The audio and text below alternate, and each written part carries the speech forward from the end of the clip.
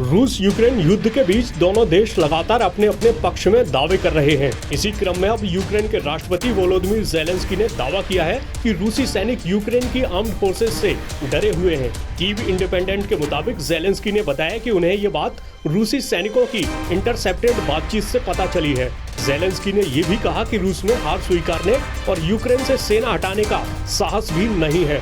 Zelensky ने दावा किया कि रूसी सैनिकों के पास कोई रणनीतिक ताकत नहीं है और वे समझ नहीं पा रहे हैं कि वे यूक्रेन की जमीन पर क्या कर रहे हैं। इस दौरान ज़ेलेंस्की ने नाटो के साथ बढ़ती यूक्रेन की करीबी पर भी जोर दिया।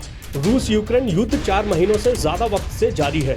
इस बीच रूस यूक्रेन के कई अहम इलाकों को अपने नियंत्रण में कर चुका है। हाल ही में रूस ने लुहांस्क प्रांत में जीत का ऐलान किया था। पिछले दिनों यूक्रेन के रक्षा मंत्री ओलेक्सी रेजनिकोव ने बताया था कि ज़ेलेंस्की ने सेना को आदेश दिया है कि वो उन तटीय इलाकों को फिर से हासिल करे जो देश की इकोनॉमी के लिए काफी महत्वपूर्ण है। रेजनिकोव ने यह भी कहा कि उनके देश का प्लान है कि वो पश्चिमी हथियारों से लैस सेना के दम पर दक्षिणी हिस्सों को फिर से हासिल करे।